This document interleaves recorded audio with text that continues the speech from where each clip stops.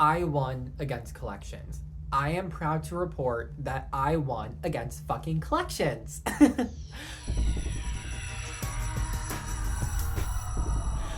Hello all, welcome one, welcome all to the Parallel Stories podcast. I feel like my phone is so close to me. I'm doing this a little closer today, even though it's still zoomed out, because I see the angle from my chair and I'm like, oh my god. So I don't know how this is gonna look. I don't know if it's gonna be just my mouth. I don't think it is, because this camera zooms out a lot, the Pixel 8 Pro, whose battery is getting quite bad. I will say the battery is getting quite bad, but I think that's just TikTok. Follow me on TikTok, by the way. If you want to see a bunch of funny videos and just like all the random thoughts that go through my brain, I think that's a really great experience. But today is going to be an open letter to my high school friends. This is one of the lost files where I record the whole thing, and I quite liked it, but then the video file got completely corrupted. And I was like, well, damn, I can't literally do anything with this. It's literally completely corrupted. Literally cannot unravel it in any scenario, way, shape, or form. It's literally just dead. So that's why I filmed this on my phone starting now, and just with my phone audio, because I just can't take this computer stuff and risking the file going bad. My first Jazz and Joe's with Johnny episode, the video was corrupted, so I had to do audio only. And then Maureen, I just did another Maureen. That was the previous episode. I had a lot of fun doing that, and I'm really excited for the next episode of hers. But a Johnny episode is going to come next. Then it's going to be another Maureen, the final one. Then it's going to be another Johnny, and then they're going to come together, because of course they're going to come together. That's what makes the most sense. So I'm really excited for that, and I don't really know what August holds. I just completed my 30-day writing and singing challenge. I'm going to give a final update tomorrow on my TikTok and Instagram. And then the singing challenge is actually going to be a bonus day where I sing yet another Taylor Swift album closer. We started with a closer, we ended with two closers. I mean, I love me an album closer. I've done so many album closers. Not Me Already Forget. Well, Evermore is one of them. I think that's a very underrated album closer. It's a really good song. But I did that. I'm feeling a little low energy, feeling just a little bit tie-tie. Feeling just a little bit tired, always feeling tired and need some more energy. But that's what happens when you lay in bed all day. An object in motion stays in motion. An object at rest stays at rest. So if I'm laying in bed, I'm resting, then I'm just going to keep resting even when I try to have more energy, because my body's like, Ryder, what are you doing? You have been laying in bed. You don't have any energy. You're not doing anything. So it's hard for me to pick that up, but we'll see. So I went against collections. This was such an anticlimactic story that I really hated so much. It's such, did the twin flame bruise paint you blue of it all with this, to quote the one and only Taylor Allison Swift, again, the unparalleled Taylor Allison Swift, as I would put in the descriptions of my fearless vocal journey when I'm giving the rights to the person, all rights to the unparalleled Taylor Swift. It's not even all music rights. She owns it, but like there's like other writers and whatever. But I obviously need to give credit where credit is due. Would never try to claim those songs as if I could even pretend those are my songs, but I would never do that anyways. But I went against them. So this is my former apartment that was illegally withholding my security deposit in Kentucky. And everything was going fine. My living experience there was pretty good. Everything was pretty fine, except for how fucking expensive it was. And now the one bedrooms are going for $1,500. Mine was $1,220. Then they raised it my second year to $1,318. So it was a $98 increase. I don't know why they didn't round it up to $100, but let me tell you, I appreciated those $2 for not even finishing my next lease year, which was 15 months, because I broke my lease. I spent $2,636 to break my lease, because it's double my rent, because I need to get the fuck out of Kentucky because it was so awful and horrible. I needed to get out of there. So if you want to learn more about that, check out a couple episodes ago, Magnum Opus, The Full Story, where I talk about my short film. I completely analyze and dissect the entire thing. So I left, and then I was taking my wall decor off, and apparently the paint they use is so goddamn fucking cheap that my Scotch tape was taking the paint off, and I was like, oh no, am I going to lose some of my security deposit, which was only $300, but still I want that $300 back. And so I talked to the community manager, I just mentioned it, and she says, oh no, that's fine, we put a new paint between tenants anyway, so you would only get damages if there's like large holes. And I was like, okay, that's good, because it wasn't large holes, it was just the very first layer of paint. And so that happened, and then I did the walk out. And when I scheduled the walkout, it seemed like it wasn't like a very normal thing for them. It wasn't something that they actively encouraged. It was something that was my choice, that I was like, okay, I can schedule it with the maintenance staff. It wasn't even with any of the leasing agents or the community manager. So I was like, okay.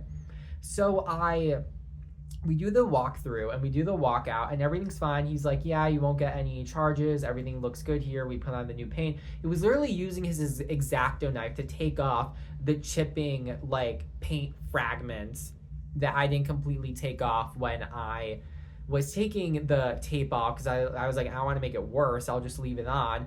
And so he was literally doing that. There were some sticky stuff. They said sticky lights. It wasn't lights. They were malinformed. It was, or misinformed. It was like the 3mm double-sided like sticky stuff to hang up my plaques and my college degree, my plaques from my first place awards for a college newspaper that I also talk about in my short film. And so that's what that was. And so I move out like April 14th, even though my lease ends on May 7th, because I'm like, I need to get the hell out of here. I pay the rent for everything. The rent's all paid. So May 7th is the day of my lease end. And so by June 2nd, I hear nothing. And I'm like, that's weird. I imagine I would hear something. So I called them. That's very important to note. For most of this communication, 99% of it, I need to reach them. They do not contact me.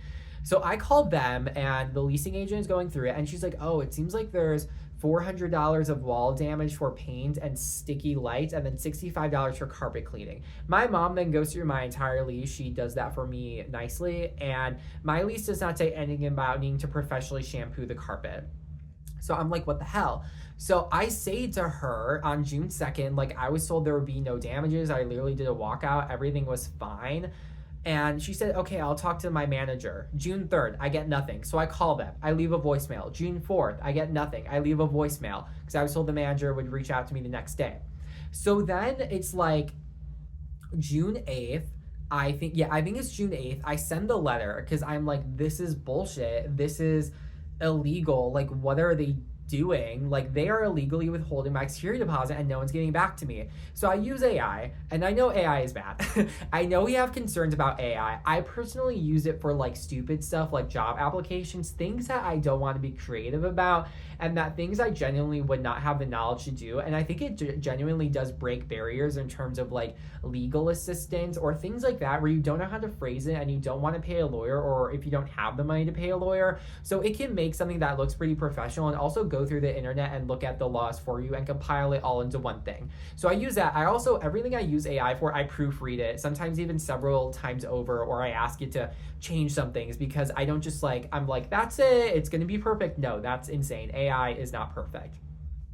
I also use DeepSeek, which I know people have concerns about the Chinese government. I don't trust the American government any more than I do the Chinese government with my data. Also, what do you mean data? Like the words and information I plug into it, it's not like it has my social security number. Like, what are you talking about? So because apparently it's more energy efficient, so it's less of a harm on the environment. So I switched to DeepSeek instead of ChatGPT. So sorry, my lips are so dry. So I send the letter and I hear nothing. And then I think it's like June. I could pull up the exact dates, but I don't feel like doing that right now. If you want me to do that in the future, let me know. If you want me to go over it on my TikTok. So I then, it's like June, it's like a couple weeks later, I get nothing. So then I call them again, and I do get someone on the phone. And I'm like, hey, I sent this letter, and she said, oh yeah, I forwarded it to my manager the same day. So June 8th, they did in fact get the letter. It was in fact forwarded to a manager, but I heard nothing for like 2 weeks. And again, I had to be the one to reach out to them. So I'm like, yeah, like, when did you guys make the changes to the apartment? Because I didn't know if they had actually fixed anything. I assume they did, because they would want a new person to move in there as soon as possible so they could steal and siphon all of their money from that person with how expensive the fucking rent is. So they said they have 7 days after the lease ends to turn the apartment. That's what their policy is.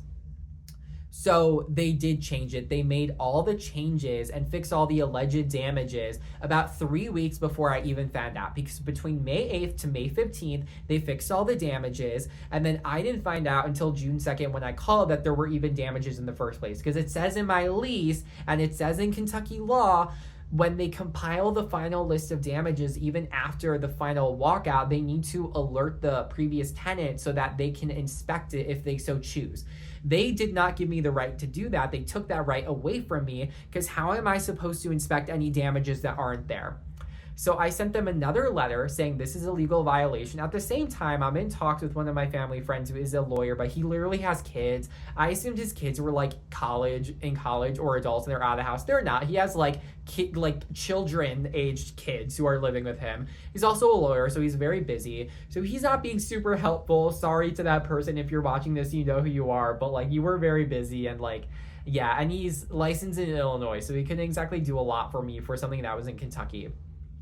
So I send the letter again, and then I try to call them again, and I go to voicemail, and I'm like, wow. So then after all of this, I then get a phone call, a voicemail, because they're 3 hours ahead, so I was still sleeping. So I get a phone call at about 9 a.m. my time, 1 o'clock their time, no, 12 o'clock their time. That's from one of I assume the manager, and she's like, hey, just give me a call back. I'll be in the office till 6. So I call an hour later, so that is 1 p.m. their time, and I have to leave a voicemail. No one picks up. She also does not give me a direct line. She gives me the general line that anyone can call, and it goes to voicemail. I leave a voicemail. That's at 1 p.m. their time. They have until 6 p.m. that day to get back to me. No one gets back to me. And it gives me such anxiety to just be hanging with my phone or just having my phone by my side the whole day, wondering if I'm going to miss the call, because I know that the chances of them calling me back or picking up the call if I call them back are slim to none, because of the history of my complete lack of communication with them on their part, because they did not do their due diligence to communicate with me. So then I send another letter detailing all the days that they had no communication with me, which they could have, and that was around 50 days. That was an average, because remember, May 8th to May 15th, they turned the apartment. I don't know exactly what day they did it. That was about 50 days of no communication. I send that email, and I say, I will not be communicating with you over phone anymore. If you call me, I will send it straight to voicemail. I will only communicate with you via email. And I know they have my email. So I had not changed email since I was like 13. I've had the same email for like 10 years. It's the email I use for my account to pay the rent. It's the email I've been emailing them with. They have my email. So I send that and get no response. Then about, I think like a week later, I get a letter from collections. And I'm like, dear God, they sent me to fucking collections because they are such assholes, and they are trying to put up the fight that they are going to lose because what they did was illegal. So I immediately call collections and I immediately dispute it, and I'm on the phone with this woman, and she is very rude. And I don't want to be like a nasty woman stereotype. It would have been the same if it was a man, because collections people are rude and they are mean. And I did not know that going in. This was my first time dealing with collections. And so I was like, oh my God, I was so put off by that. And I learned from, my mom and other people in my life, they're always going to be mean because they're trying to get you to pay the debt. So I'm like, oh my God, I'm still looking at the envelope and the letter from collections, which I still have. Probably going to keep it, put it in my Poppy drawer. I don't have a drawer anymore. It's just going to be in my like table, which my TV is on, which has like cupboards in it. But I call it my Poppy drawer because my grandpa, which I called him Poppy, he would keep so many documents. And when he died and we were shredding a bunch of his documents, like his credit card statements, it was stuff from like Macy's from like 2009. And this was in like 2021 that we were doing this. So that's why I call it my Poppy drawer, just keeping all my important documents in there, because that's what he did. Even with all these bills from 2009 that he probably paid off, but he just kept them because that's the kind of guy he was. Now that's the immigrant mentality, because he was a first generation immigrant. That's the immigrant mentality right there. So she's like, oh, but you were supposed to provide the paper for them to sign saying that everything was fine. That was your responsibility. Because during my walkout, no one provided anything. No one signed anything. Versus in my former apartment before that, which sucked, there was things that were signed during the walkout. And she was like, amazing, you're getting your full security deposit back. That was also just $300. So that was done quick, and we both signed it, and that was that. So the fact that this luxury apartments aren't doing that is very shady, and the fact that they don't actively encourage a walkout, that must just be part of their scheme and their game to just gouge people's security deposits and try to keep it forever and ever. So I dispute, and I'm like, no, they fixed the damages before I could contest them. That's illegal. And she said, okay, I'll send you the email for you to dispute it online. Just so you know, Gmail has a firewall, so that's probably going to go to your spam. I think it's so shady that this company's emails go through spam. I feel like if they were more legit, which they technically are a legally operating business, but I feel like if it was more legit, it wouldn't go through spam. So I do that, I dispute it right away. The amount you get to dispute is just like a little paragraph. Maybe you got like 2,000 characters or something. But I just say, it says in my lease, they have to give me a reasonable amount of time to dispute the damages after they make the final assessment. They did not do that. I attached my lease, I attached the letters I sent to them. So then the week after, I see in my mail forwarding, because I signed up for mail forwarding when I moved, so that's for a year. So USPS shows me like the top of the envelope of all the mail that is coming. I saw that there is something from that apartment. And I'm like, oh my God, is this my security deposit? This would be so interesting. It's not like lawsuit papers, like they already sent me to collections. Meanwhile, I did research before that, like the collections agency they specifically sent me to was 4 apartments. So I was like, oh, I'm doing research on you bitches. I know what your game is. Like, I'm doing the research. I'm going to stay informed and stay aware of what you guys are trying to do. But it didn't even need to come to that because I get the letter and it is my security deposit. And then I look at my spam, and if I had checked my spam a few days before, I would have seen an email from the collections agency that they were dropping the case. So I wish I would have just checked that and I would have known I'd be getting my security deposit back. But those assholes still deducted my last water and sewage bill, which was $75 because that was for a couple of months. And so I got $225 total. And I think it's fucking ridiculous that they tried to scam me so much and they ended up sending me my security deposit past the 2 months. Because this was like July 23rd or something, around that, when I finally got my deposit. But according to Kentucky law, it should have been 60 days after my lease ended. So that is July 7th. So they technically passed the 60 days. But I am not doing anything. I sent the family friend a voice note that was like, hey, I ended up getting my deposit back. Like, do you think I should still pursue legal action? Like, they committed legal violations by turning the apartment before I said anything. And you know what? This place is called 1551 Apartments. And this is my story and this is my review on them because what they did was so shady and scandalous and illegal, in my opinion, that I am calling them out. Because I just feel like this is a warning to others who are living there and a warning to others who rents anywhere that you need to be careful. You need to keep all of your documentation. I was literally keeping a list in my phone notes daily of the days they did not communicate with me because I knew that would come in handy. I knew I would need that for some reason, and it ended up helping. It bolstered my case, whether I know if it did or not. To me, it did, of showing their complete lack of communication, which shows how fucking awful they are.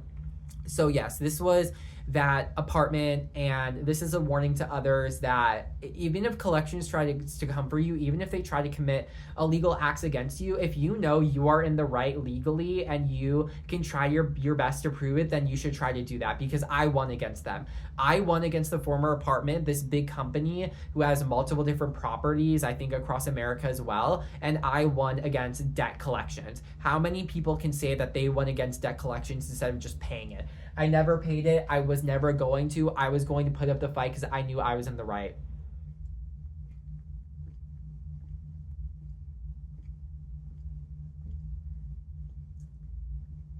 That was your hydration break. It's important to stay hydrated. As Maureen would say, it's important to stay hydrated based off the water talk recipes, because we all need to stay fighting against these big capitalists who are trying to just rip our money away from us. It is so despicable. It is so awful. So yeah, that was the apartment building. And then I was going to make a TikTok, like a 10-minute one. It might not have been a full 10 minutes. I'm obviously talking about it now. But I was going to make a TikTok outlining everything because I wanted to warn others and I wanted to give them their just desserts. I wanted to give them what they deserve, which is an awful negative review of the illegal actions they were taking place. Literally illegal. That's not just my opinion. It was literally illegal according to Kentucky law and my lease that they were supposed to give me a reasonable amount of time to review the damages after they made the final list, but they did not do that because they turned the apartment fully to the point where someone new was living there. When they moved in, I don't know, but I found out from that call that someone new was already living there. So they violated my lease, and all I got was a measly $225, not more. I feel like I was owed more. I feel like a court case would give me more money than that, at least double. But no, I'm just supposed to let it go. And I made a review on Google because I was like, I want to give my review, warn people. And there were other reviews about water damage, but there was water damage on my ceiling. I never said anything about it because it didn't really bother me. I did mention that when I moved out there was water damage. Plus, I didn't want them to completely change everything and then I would need to stay in a hotel or something or sleep in my living room. I didn't want to do that. But I saw from other reviews that other people had water damage from like the storms and the ice and everything. So glad I live in a state where there's no more fucking snow and ice like that anymore. Oh my God. All the pictures were so dark and they were at nighttime.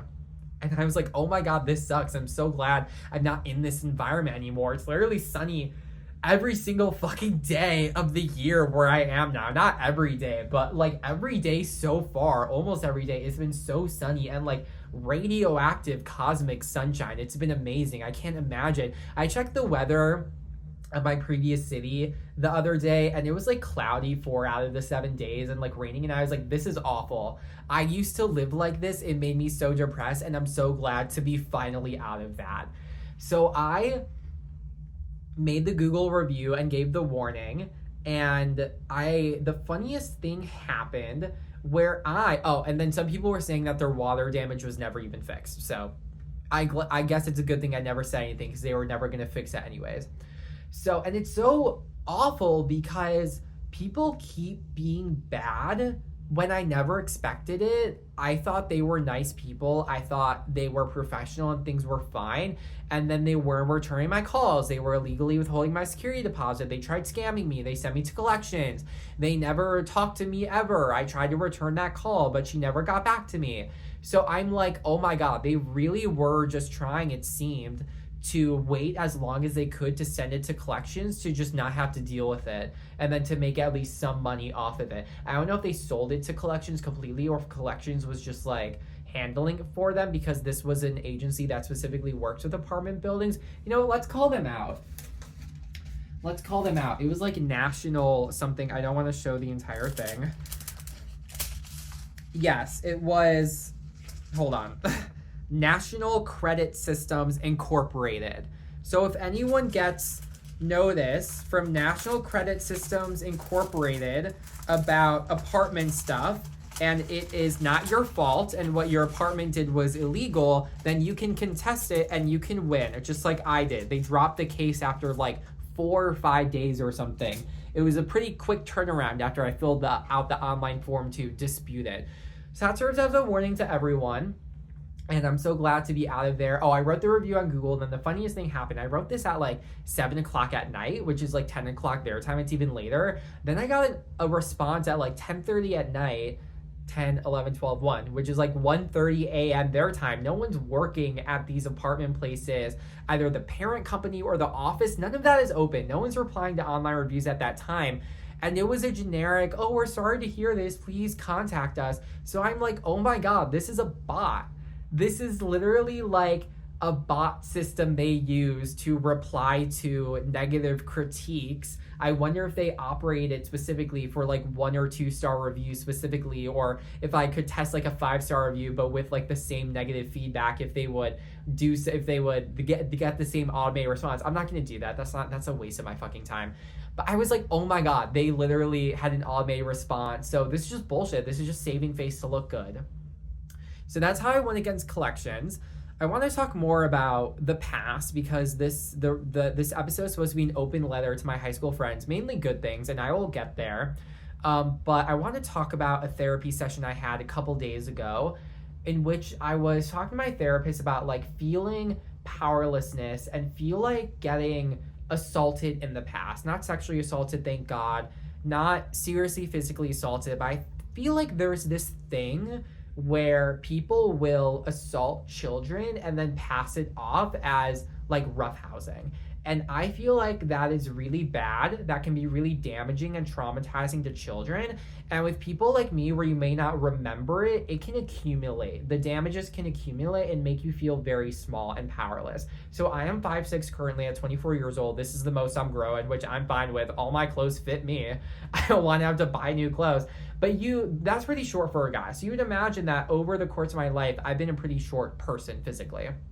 And so I feel like people took advantage of that. There was this one bully in elementary school I had a couple nightmares about, and there were, people picking on me over the course of my childhood. As I got older, it wasn't really as bad, and that didn't happen because I feel like everything dissipated by the time, middle school and high school came around. But there were a couple of moments with adults, and one, a few weeks ago, some of my mom's friends visited, and the girls were fine. The guys were 60-year-old frat boys, and they were so annoying and awful and showing up at 12 a.m. like 2 nights in a row and disturbing my sleep because they didn't have a key, so they'd have to ring the doorbell. And it was so annoying, and I hated it so much. I was so fucking angry and upset with them. Thank God one of the girls got them to leave because I was losing my mind. I was losing my mind. 3 people in the house, including me, is already more than enough. But having 3 to 4 extra people, no.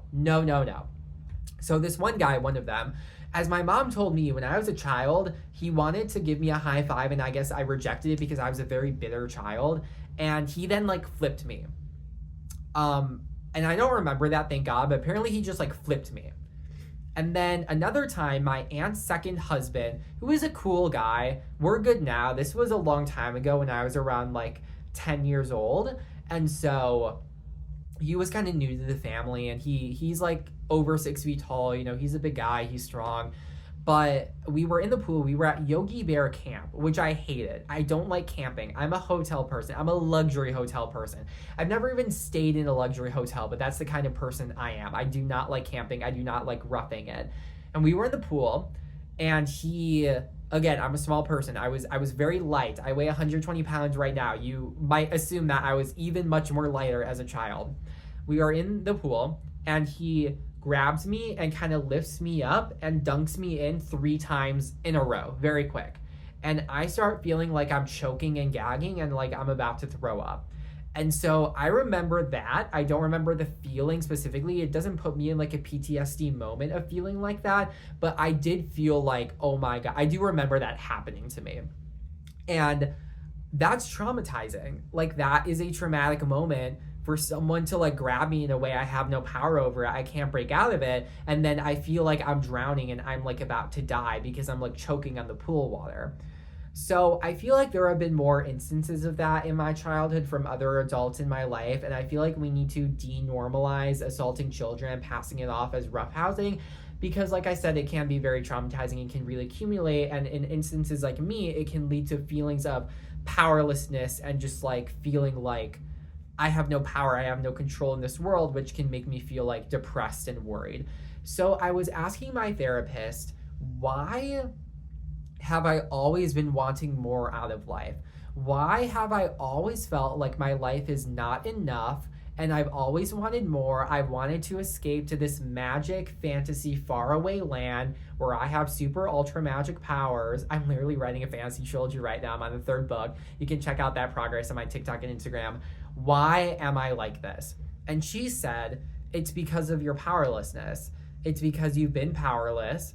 So you want to just go off to this place where you control everything. You have the power. You have these magical powers, and everything is really great. And I was like, wow, that's really sad. And she was like, well, and I was like, no, that's really sad. Thank you for the very sad observation, therapist, which I'm not upset she said that. I mean, it is, what she said was true, or at least it has a lot of truthfulness in it. When it comes to mental health, it's hard to know what the ultimate truth is. There's so many variables that have a role to play in your life. It's hard to pick out which ones have the most impact and locking them down specifically. But I feel like that's very correct. And I felt that way kind of my whole life. I feel like maybe the seeds of it were planted very early on because I grew up with Power Rangers Mystic Force, which is the magic-based one. And then I was thinking this past week about how I think my parents' divorce had more of an impact on me than I thought. I thought the impact started picking up in middle school and high school, and I was constantly switching between houses every half week. And that was really frustrating for me, and there was a lot of instability with that. And I remembered that one of my friends, Amanda, who by the time I went to high school, we were not really friends anymore. We just grew distant. It was very organic. There was no specific reason for it. We just got into different groups. But she really brought me out of my shell in elementary school.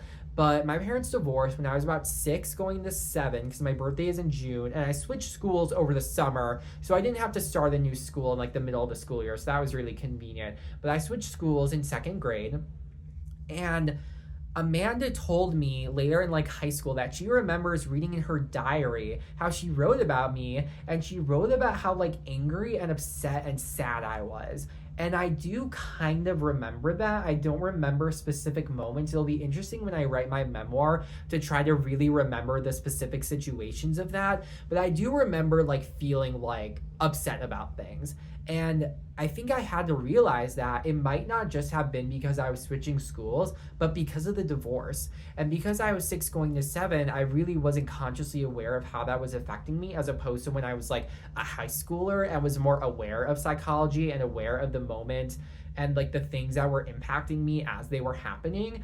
But when I was a child, I wasn't thinking like that. I wasn't observing things like that. So I had to realize that the divorce would have had a much bigger impact on me, and my therapist agreed with it, especially at that age, being like a formative age. And she said in high school, when I had very strong negative feelings towards my mom, that's really about like identity forming and isolation, so that makes sense too.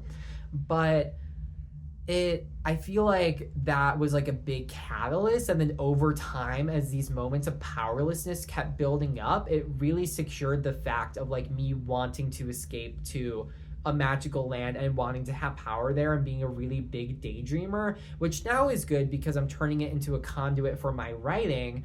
But it's also sad to think about. And so now I'm trying to like kind of like be the change I want to see in myself and kind of make it up to that child and that teenager who felt so powerless, which these things are still happening. I got fired. My apartment tried to illegally withhold my security deposit. Even when I do fight these things, it can feel very draining. It doesn't feel like I'm strong. It doesn't feel like I'm powerful. It feels like, oh my God, I don't want to do these things. I don't want to have to do these things. I want these things to just work out instead of me fighting them. I don't feel like a sorcerer. I don't feel like a warrior. I just feel like a person in a messy situation in this very messy world. So I guess I have to romanticize my life a bit and start feeling like more of a warrior and a magician and a sorcerer, and start feeling more powerful about those things and taking the power back. But it can be very hard when the power dynamic is stacked against you.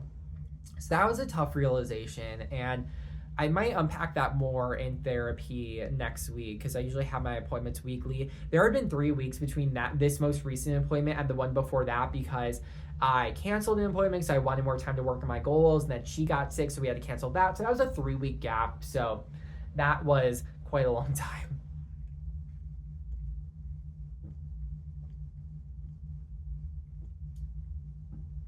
Another water break as we need. I think I'm going to stop cutting those out because it's a good reminder to stay hydrated. You got to stay hydrated. Maybe I should do a Johnny one.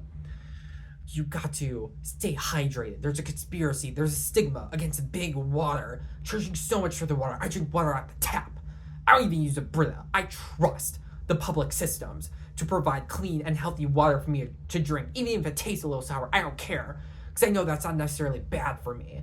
And while there's many conspiracies in the public system, water is not one of them. That's one of the ones that are axed out of that. He is such a funny character. I'm going to have to write like an actual outline for the next episode for him because I was struggling a little bit in that first one to come with the plot. So I need to write like an actual outline. But let's talk about my high school friends. So my high school friend group was really good, and then it almost completely dissolved.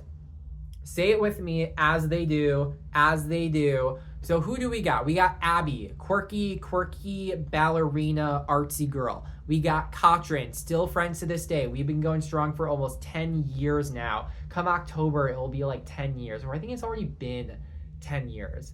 It's been 10 years. It's already been 10 years. We've been friends for over 10 years. Hell yeah. There was Mackenzie, Fierce Diva Slay. Not actually like that, but she was fun and I liked her. There was Charlie, her boyfriend. Us two weren't very close, but I still bought a few stickers from his Redbubble that are currently on my iPad. I'm looking at them right now. I bought like 4 of them to support him, and I do like those designs. We got AJ, who was a very bitter, depressed person with a bad home life, even more than me. So that was an interesting dynamic. We were pretty close. And then Gabby, who wasn't quite in that friend group, but she kind of joined along because she was having trouble making friends, which I was sympathetic towards because I've had that a lot in my life. We are still friends, even though she lives in a different state, and Katrin does too, but I talk to Katrin a lot more than I do Gabby. That's kind of like mine and Gabby's relationship. We're that type of friend where like we'll have big gaps in talking, but we can pick up the phone right away and catch up like we had just caught up the day before. Like that's how our friendship is. And she's getting married next year, so I can't wait to go to the wedding. So that's gonna be really great. So I met AJ my sophomore year. Katrin and I had been friends with since middle school, and then Katrin and AJ became boyfriend girlfriend, and then that dissolved because our senior year, AJ came out. Was that a phone notification? I swear to God, I thought I put my phone on silent. AJ came out as bi and then kind of broke up with Katrin, and that kind of broke her heart.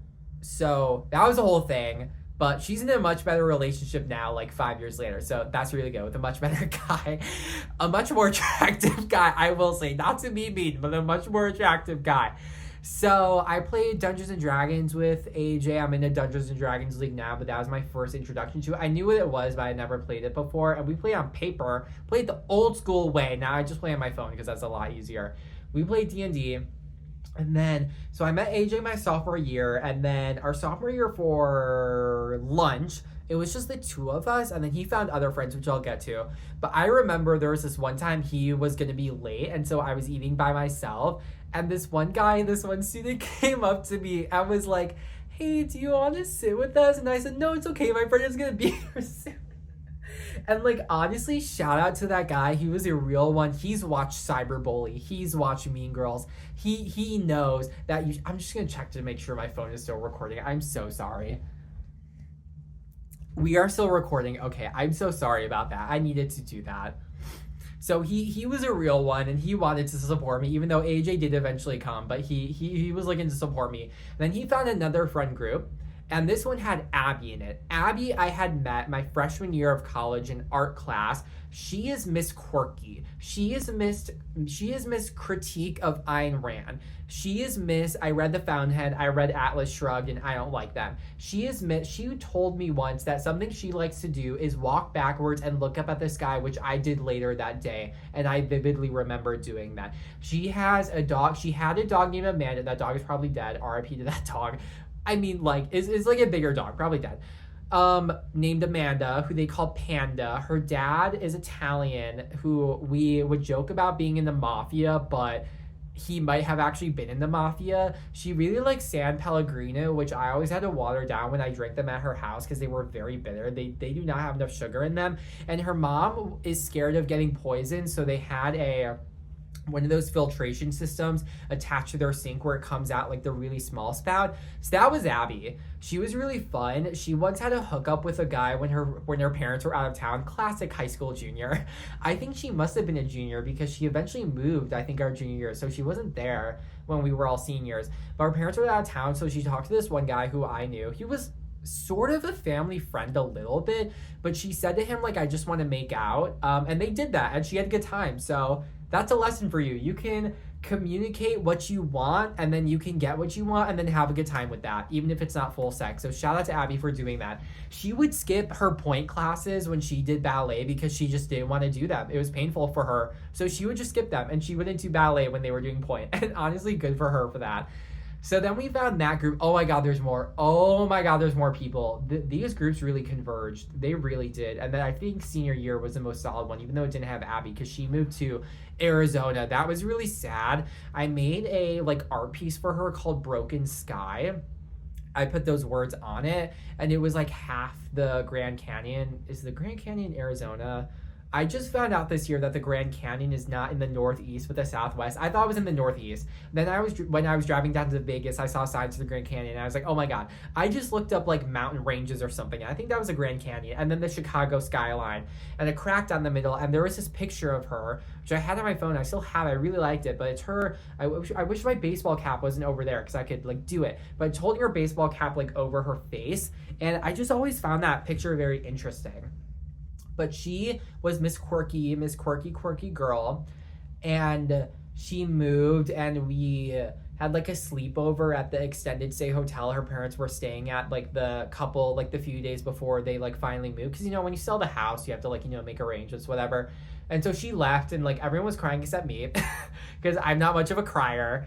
And we still talked over Snapchat and everything, but I saw Green Day with them at Wrigley Field our sophomore year, I think. That was on my collage I eventually threw away right before I moved here. But I still have the picture of that, and that's actually on my Instagram, I think. But I still had that ticket, which was printed like a baseball ticket, so that was fun. Our seats weren't very good, but it was still a really fun concert. So that was Abby. It wasn't, Mackenzie was there, but I can't remember what the other girl's name was. I feel bad because she was cool. She lived in a trailer park, so that honestly destigmatized trailer parks for me. The fact that she lived in a trailer park. She said she lived in a double wide, which honestly, housing is so expensive. Might as well buy a trailer if that's all that you need, and then own like the piece of land or rent it, and then you don't need to owe like a mortgage for your trailer, or if you do, it's really small because it's a trailer. So honestly, good for everyone who owns trailers out there. That could be a really good financial investment. Tiny homes are just glorified trailers, to be perfectly honest. So then there was Mackenzie. Mackenzie would sometimes get Reese's peanut butter cups at the cafeteria, and I always thought it was weird that she would get those because I feel like it wasn't as filling as like a full chocolate bar, because you would just get like the two bigger ones. But I never said that. I never said anything, but I thought that was kind of weird. Katrin is also an artist. Abby is an artist. She was more drawing. Katrin kind of does everything. She's such an amazing artist. Not to compare two amazing artistic queens, but Katrin was more dynamic with her art. I'm just going to say, I still talk to Katrin a lot, almost every day. I would like to call her more, FaceTime her more, but she's very busy because she works, unlike me. So AJ merged us with the Abby group our sophomore year. Then there were a couple other people in there. Then there was also Casey. Casey was kind of a bitch. I'm not gonna lie. Her name is Casey, or maybe that's a fake name. Who knows? Who knows if I'm using fake names? Who knows what names I'm using? I'm known to use a spreadsheet. Maybe I'm looking at the spreadsheet with the real names. The world may never know. She tried to convince me her name was Carson, and everyone went along with it. And like halfway through the year, I said Casey, and then no one corrected me, and I was like, oh, your name isn't Carson. And I feel like that was such a stupid prank because Carson is a real name. Carson, say it with me. Everyone say it with me. Carson is a real name. If you're gonna pick a name to prank me with, choose like a very out of nowhere, like nonsensical name. Don't do like literally another Western European white person name, because that's what she did. So we were kind of fighting a little bit, and there was this one moment where she was wearing earrings that were in the shape of a star. And so we were walking to our next class. We were right next to the lockers. I remember exactly where we were in the school. Oh, by the way, I do not miss high school so much. I think high school sucked. If there's anyone watching this who is in high school, it does get better. It gets so much better. The fact that you grow out to have more autonomy and like a better class schedule that's not all day and like sort of less homework, especially when you get out of college. If you go to college, having no homework, it's amazing. Adulthood has its own challenges, but being in high school sucks. I remember waking up early, hating my life so much just for the fact that I had to wake up early. Even when we had our schedule change our freshman year that pushed the start time forward by 50 minutes so I could sleep in for another 50 minutes, it was not enough. It was not fucking enough. It was not enough at all. I literally hated my life. Waking up so immediately angry because I had to wake up and I was tired. Waking up so tired. Like, that is awful. That is literally awful. No wonder I have such challenges with depression sometimes, because that was my life for like 4 years. Oh my God. So we were walking and I complimented her on her earrings and she said, oh, thanks, I made them. Might have to cut out that sniffle. I probably won't. She said, thanks, I made them. And normalize allergies. Normalize having like a runny, stuffy nose. She said, thanks, I made them. And here's the thing. People make crafts. Say it with me. People make crafts. People make earrings. You can literally buy earrings that people homemade on Etsy. And hopefully you can weave through all the drop shippers who are illegitimate and find the ones that are actually well made. Ooh, that was some commentary on Etsy. So I was like, oh, cool. No, I said, oh, really? And she said no, and she like laughed about that, laughed at me that I believed that lie, even though that's such a stupid lie, because there are people that make earrings and they were like gold earrings in the shape of a star. If she did actually make them, that's cool, but she just wanted to laugh at me, and I don't know why. I swear. Sound off in the comments if people have situations like this. I think everyone does, of like people you encounter who are just mean to you for no reason. I don't know what it is. I don't know why this happens, but people in my life who are mean to me for no reason and just being bullies and picking on me for no reason. Like that one coworker I had, who I just made a TikTok about it in open letter yesterday, of like, why did you put me down? Why did you want to intimidate me? Why did you want to bring me down? Why did you do all these things just to bring me down so much and take me down a level when you yourself are like a worse person than I am? So it was me coming to the realization of like someone saying to me, a previous coworker at the place I got fired, the place I worked in after the one with this coworker, sorry if that was confusing, but she said, I was telling her about this, and she said, oh, she just wanted to intimidate you. They were just intimidated by you. And then at this place, lo and behold, people were intimidated by me, so they just wanted to get rid of me. Story of my fucking life. I'm too strong. I'm too powerful for people. They just don't like my energy because I'm too strong. I'm too passionate about things that if it gets in the way of what they want, they identify that, then they just kick me out. They just kick me the fuck out. So some people just don't like my energy, and me being on TikTok live and having people be like, I like your energy, you have a relaxing energy, you have a nice energy, that's honestly been really nice. And like meeting a stranger when I was trying out for that crossing guard position, interviewing, I don't know if I talked about that, but I was there for like 2 hours at the library for the school crossing guard. It was a cattle call for people. Didn't even make it to the drug test part. I would have probably needed to have been there another hour. It was such a waste of time, so I just left. For $17 an hour, 2 hours a day, $530 a month after tax, just not worth it. I would make more use of my time putting that into my content. So anyways, I met a woman and she was very nice and we kind of hit it off. She was like 67, I think. She told me her age, but she was like, yeah, you have like a great energy. And I was like, oh my God, you see strangers thinking I have great energy. Meanwhile, people I meet in real life and are with more than just a one-time meeting or random meeting, like just think worse of me and want to bully me. So I don't know what's going on with that. So there was a point when I told Casey, I walked up to her in class like a couple of minutes before class was starting. She was near her desk and I said, like, Abby's leaving. I don't want to create like a scene while she's about to leave. Like, let's just like make it up like while she's about to leave, that we could like deal with it afterwards. And she said, can we not do this during class? Which like, yeah, I shouldn't have said that like right before class was about to start, but like I just felt the energy to do it. And I was like, I need to do this. I need to try to like make sense of this situation. Like why is she like being mean to me and like lying to me like this? So then our senior year, we had sociology class together, and I guess we were fine again because she wasn't mean to me anymore. We even worked on a couple things together. I remember we sat across from each other one time when we were in a different classroom for some reason than our normal one, and we were presenting our videos about something, I guess something sociology related, and she couldn't send it through, I guess like Google Drive or something, because the file was too big. And so the teacher was going around like, because how our school worked, how our school was set up, because it used to be an office building, I think a teacher once told us. In the middle of the classrooms for the different sections of the school would be the offices and the desks for those teachers. So it would be an open space. It was not offices. It was not even cubicles. It was just desks.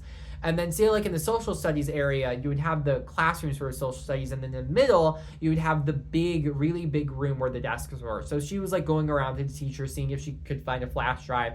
And then Casey was like, oh wait, I have an external hard drive. So she brought that. And then she pointed at her computer, at her laptop. And she said to me like, this is why I need this model of the computer, because she had a MacBook with like the SD port. Because, you know, Apple didn't bring around the SD and the HDMI port until their MacBook Pros a couple years ago. Because Apple got real stingy with the ports. Real stingy, as we know. So I remember her saying that to me. And I guess that memory really sticks out because it was just like, not a nice thing to say, but just a neutral way of like making the conversation. And I guess we were good by then. I don't know.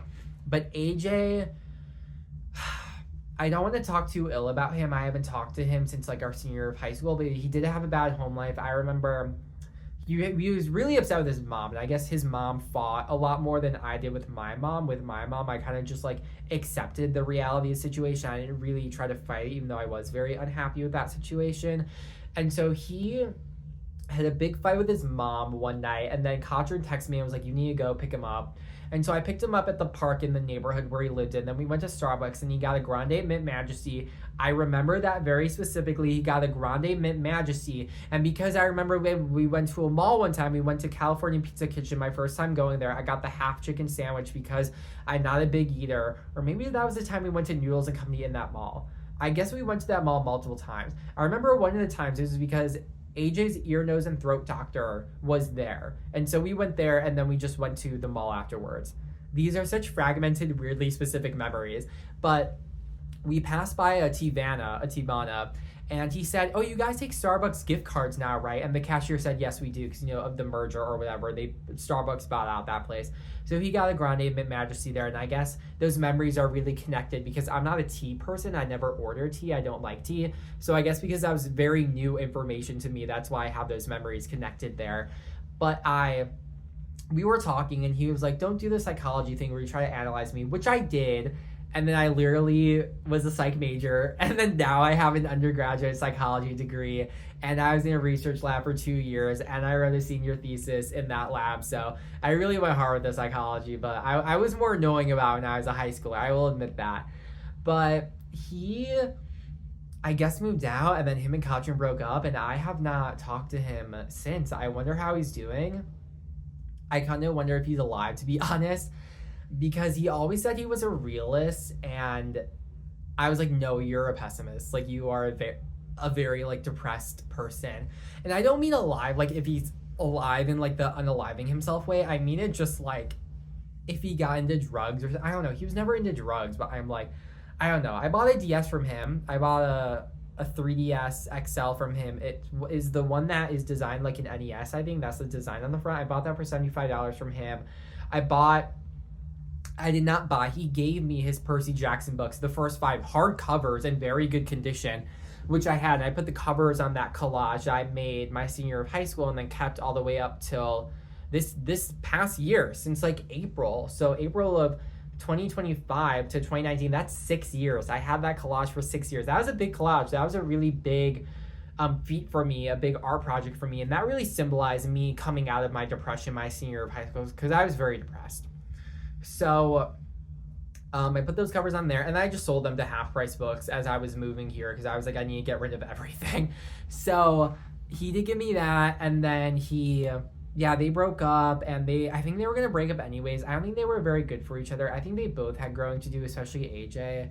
But yeah, so I haven't talked to him. I haven't talked to Abby since our senior year, I think maybe my freshman year of college, and I haven't talked to Mackenzie since my sophomore year of college. I think the last time we talked was FaceTiming each other because this was during COVID. So we did a FaceTime and we did our makeup, like a get ready with me with each other, and talked. And I ordered her for her birthday a Shrek face mask, like a skincare mask, because she likes Shrek, and I was like, this is a very fun, like, kind of gag gift to get her, but I think she used it. I think it was, like, an actual skincare mask, so that was interesting. It was, like, a clay mask, but then I stopped talking to her, and I liked her. I thought we vibed with each other really well. We had the same math class our junior year, and so we sat next to each other.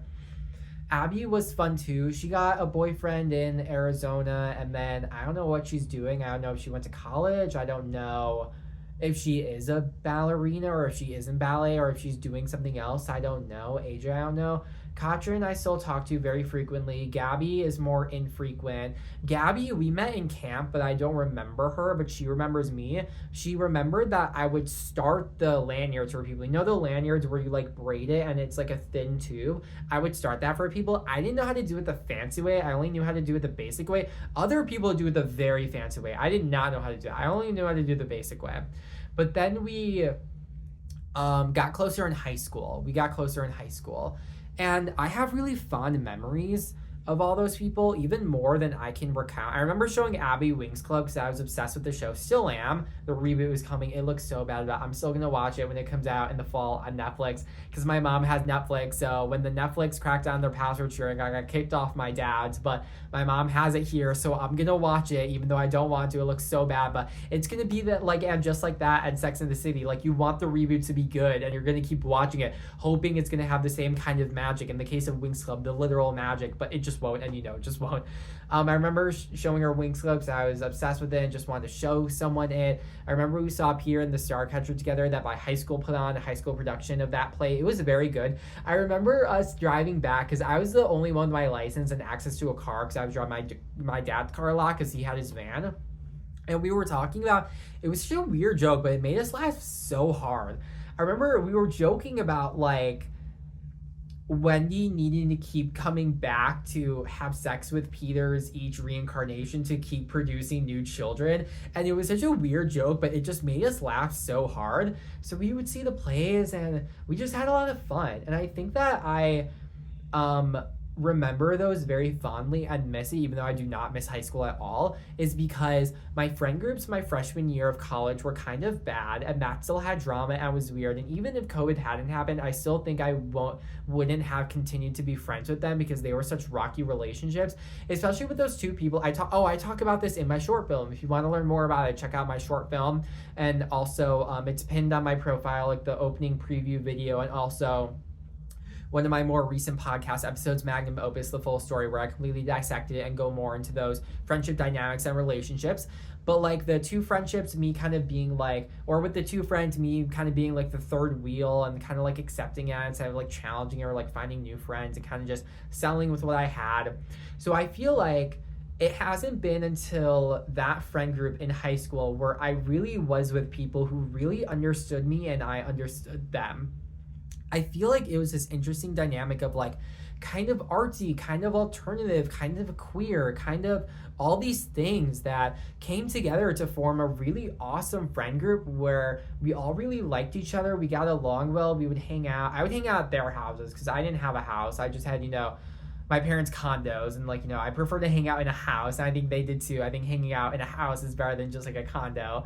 But we watched Addams Family Values at Mackenzie's house. We ordered Chinese delivery for her birthday. We went to a park one time.